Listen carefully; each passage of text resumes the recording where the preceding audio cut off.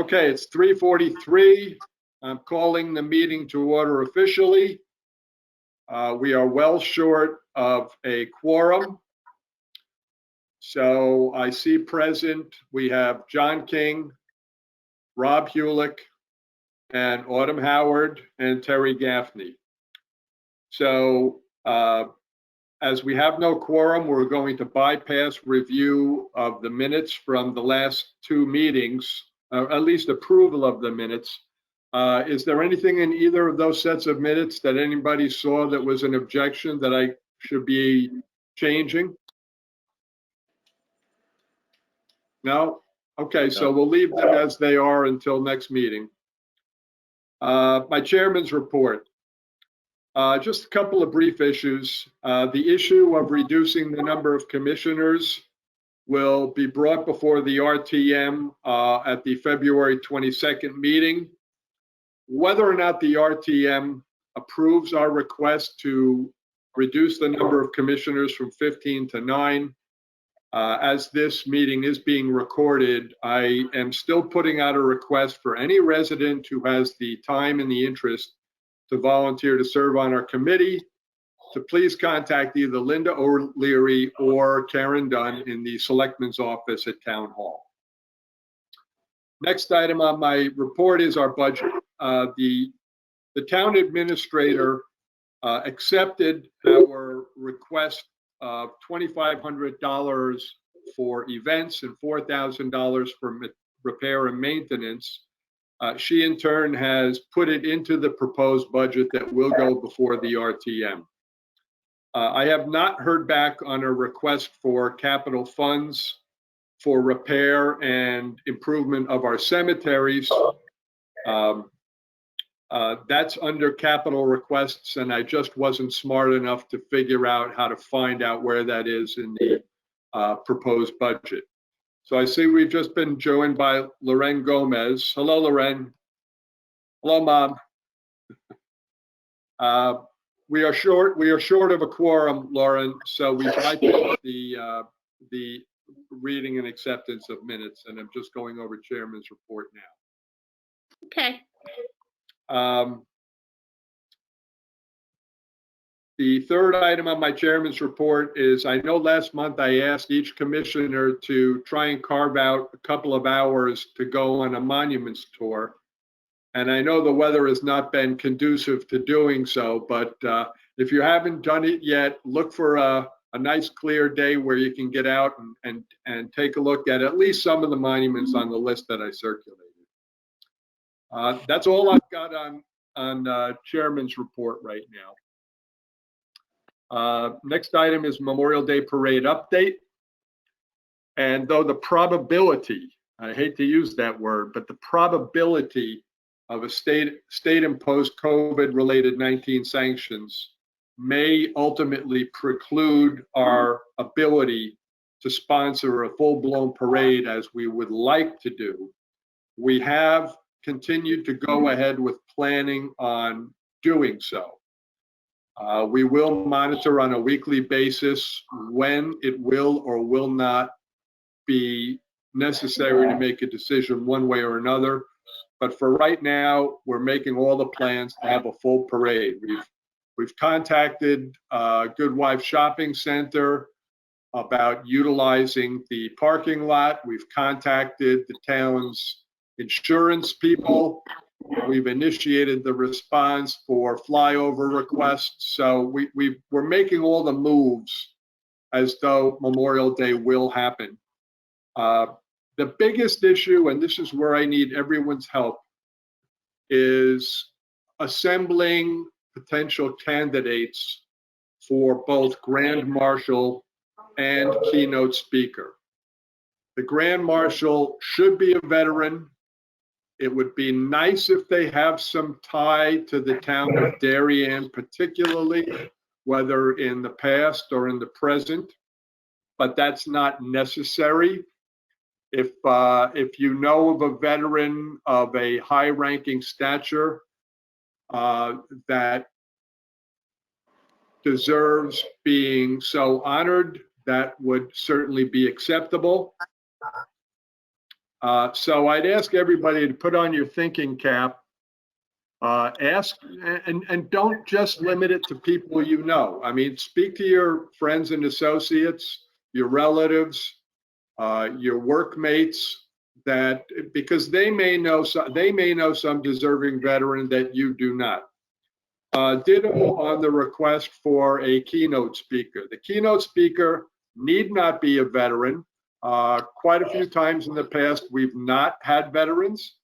But again, I'd like you to do what you can to identify potential candidates. Let me know who they are when we discuss potential candidates at March and April's meetings. We will not identify them by name. So any candidates that we get, we're going to discuss as candidate A, candidate B, candidate C, because we don't want to use somebody's name in public and then not select them. That would not be appropriate. So any names that you can put forth. And by the way, again, since this meeting is being recorded and will be shown on Channel 79, anybody in town who feels they know a deserving veteran or an appropriate keynote speaker, you can contact Karen Dunn or Linda O'Leary at the Selectman's office. You can contact me via email at my informal name, Terry Gaffney, Terry, G as in George, F as in Fox, N as in Nancy, EY, Terry Gaffney at Rocketmail, like spaceships, rocketmail.com.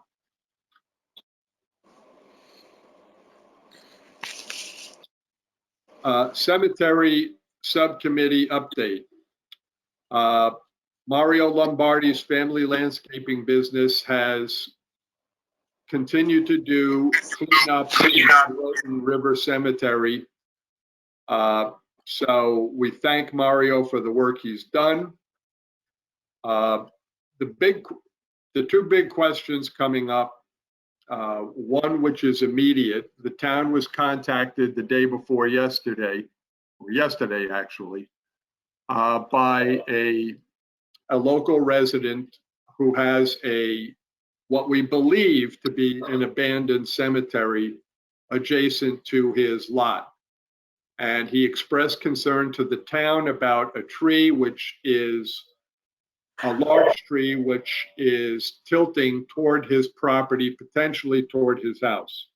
I met with the homeowner yesterday. I have initiated the steps to see if we can identify who actually owns that cemetery. There is no record in town hall. This is the Bates Cemetery on Midbrook Lane. The assessor's office has no information as to who owns the lot, which is understandable because the lot is tax exempt, so the assessor really has no direct interest in the ownership. The town clerk is not able to identify who owns the lot because it is not on the digitized or computerized record. I will make an effort tomorrow to go to town hall to go through the old files. We have to find something predating 75 years from today before the town council can make a determination as to ownership of the property. The ticklish sign is even so. I went through all of the state statutes yesterday. While the town has maintenance responsibility over for certain cemeteries in town, there is no state statute that mandates that the town take responsibility for abandoned cemeteries or what are referred to as ancient burial sites. My understanding, and this is not official, this is just my personal understanding, is that the cemeteries that the town has taken over responsibility for have had done so on the basis of there were veterans buried in those cemeteries. I suspect that was probably due to an initiative by the Daughters of the American Revolution, though I don't know that for a fact. I contacted the DAR yesterday and asked them to supply me with whatever factual information they may have one way or another so we can ascertain how the town accepted the initiatives in the first place. I certainly do not want to leave the town, the resident whose property adjoins the cemetery holding the bag. On a personal basis, I'd like to see the town take over responsibility for these abandoned cemeteries. But that's my personal opinion at this point. We cannot bring it before the Monuments and Ceremonies Commission right now for several reasons. Number one, we don't know who owns the property. Number two, we don't know what the town's, we know that the town has no legal responsibility.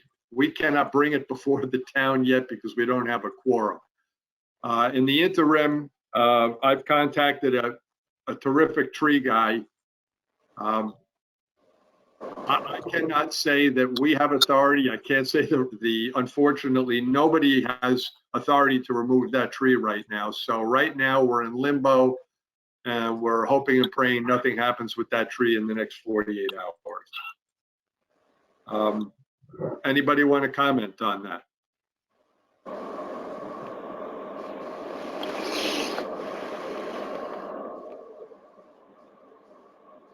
All right, we'll all say a prayer and hold our breath and see what happens.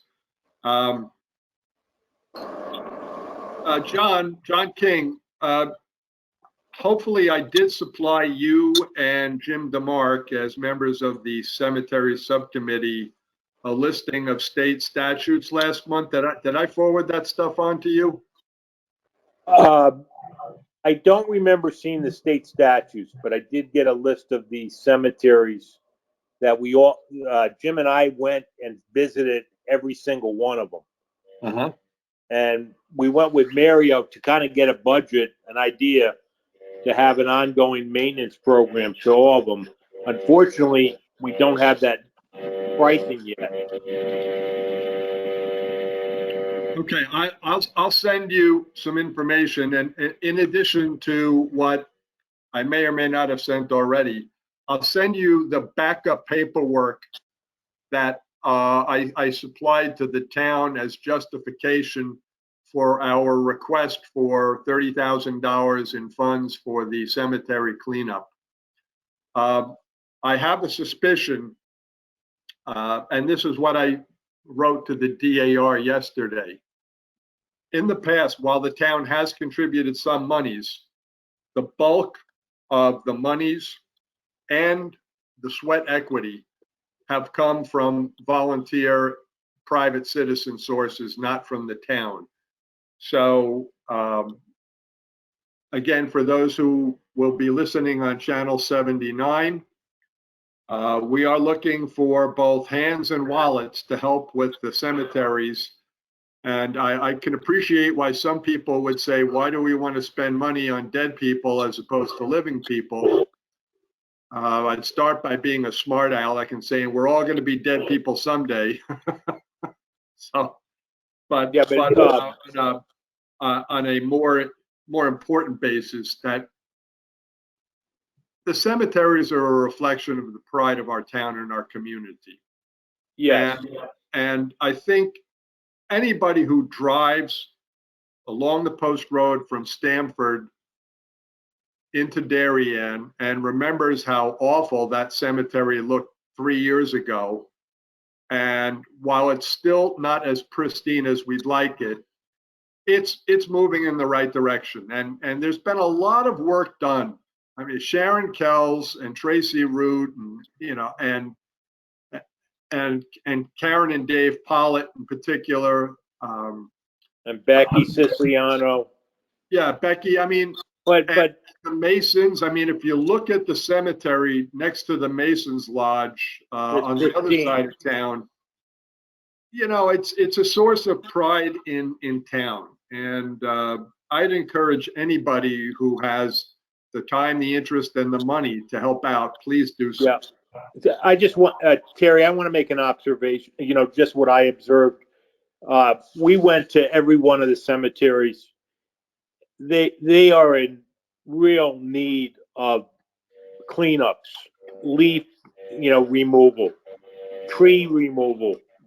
Trees are down on all of them. It's like nobody's done anything for a lot of years.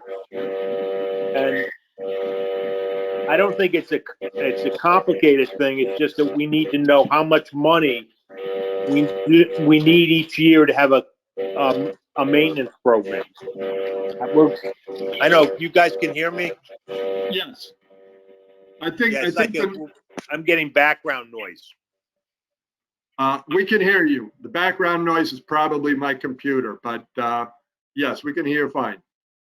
Yeah. So what we did was we brought Mario around to every cemetery. Jim expected to get a budget number for maintenance at least once or twice a month of cleanup. It's like a spring cleanup. Every one of those cemeteries needs a spring cleanup, and then a maintenance program to cut the grass and just keep them cleaned up. Unfortunately, we don't have that number right now, but we need to really push to either privately fund it somehow with donations or have the town, put it in as part of our budget. I agree. And as I said, I put in, actually, I'm going to have to go back and look at the number. I might have put in 40,000, but I put in at least $30,000 request because not that I anticipate it would cost that much each year, but as with anything, the starting process is the most expensive. I mean, we've got cemeteries that are not only have down trees and down tree limbs, and as you mentioned, need weeding and raking. We've got some issues with some walls. We've got many issues with tombstones that need to be repaired. And again, anybody who really wants to get an idea, I'd encourage you to look at the cemetery next to the Masonic Lodge on the Post Road as you're heading toward Norwalk. Right behind Duchess. Yes, behind Duchess Family Restaurant. Between the Masons and the owner of that office building fronting the road, they have restored that cemetery to pristine condition. Correct. And again, there's a private cemetery, the Mather Cemetery, up at the north end of town, catty corner from the Mather homestead. That is still being maintained by the Mather family. And when you see what these cemeteries should look like, it makes you understand what we could be doing with the others. So, yeah. Yeah, but Terry, yes. The Midbrook Lane Cemetery, the Bates Cemetery, looks like it's in pretty good shape. Yes, it does. The former resident, and I neglected to ask the current donor, he's been there, but the former resident of 8 Midbrook Lane had her landscaping people doing regular cleanup in there, even though not the owner. So that would still count towards abandonment since she was just doing it as a free citizen. By the way, anybody who's listening on Channel 79, hopefully this is not an impediment for keeping you from getting involved. But if you think it is, let me remove it.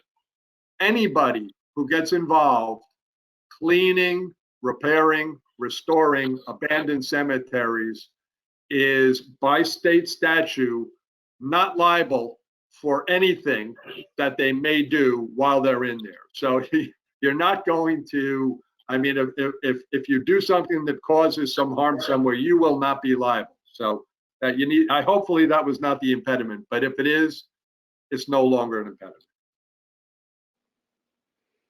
Anything else on the cemeteries? Okay, moving on to. I just was going to say, as I volunteered before, I talked to Jim and John about this. there is a company that I know very well.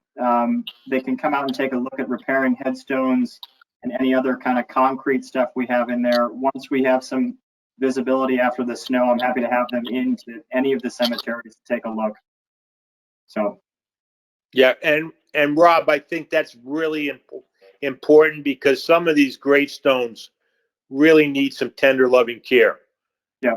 Just, and I think it's, depending on how far we want to move this, I think it's important that if you can get that company involved, and we understand the cost of that. Yeah. I'm happy to have them out, and I think this is something they do all the time for different veteran sites, so it should be reasonable. But let's get them out there first to take a look. Okay. All right, Rob, so I'm going to rely upon you to coordinate that with John King and Jim DeMarco, okay? Perfect. Outstanding. Thank you.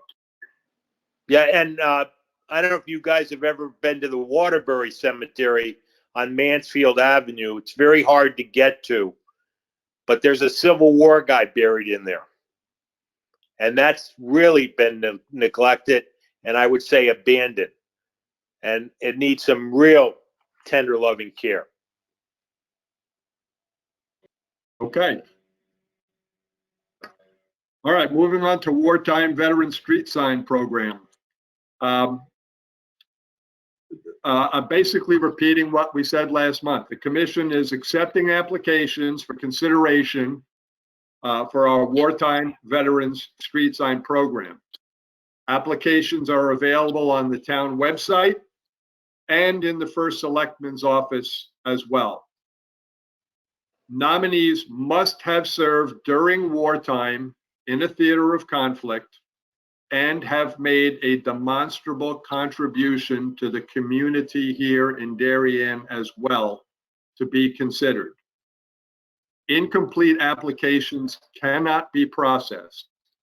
It is the responsibility of the applicant to provide all the necessary paperwork. We're a volunteer organization and we do not have the staff that can chase incomplete applications. So we love this program. We want to keep it going. If somebody is deserving of this honor, we want to get them in. But we need the people who are submitting the application to do all the legwork. We're not capable of doing the legwork for you. Seeing as Al Miller is not present, we have no update on Darien 2020. And so I would move on and say, is there any new business that anyone would like to bring to our attention?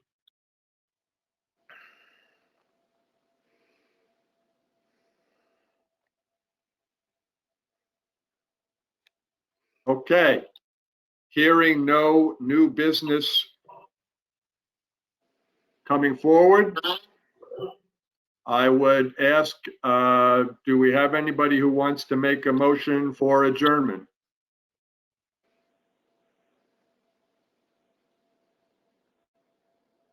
I make a motion. Okay, John King made a motion to adjourn. Anybody second? I second. Okay, Autumn Howard is second. All those in favor, raise your hand or shout out. Aye. Aye. Okay, anybody objecting? Okay, it's unanimous. We all want to go home.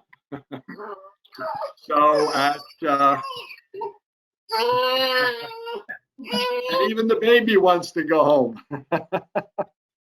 All right, so at 4:07, I am calling an adjournment to our meeting. Thank you all for attending. And we will talk between now and next month. But again, just leave you with the thought. We need candidates for Grand Marshal and for keynote speaker. That's our primary objective this month. Okay. Thank you all. Thank you, guys. Thanks. Bye. Oh, look at that! Look at that cutie. Thanks, Lauren. All right. Bye now. Oh, so cute. Bye. What a cutie. Trying to figure out how to close it. There we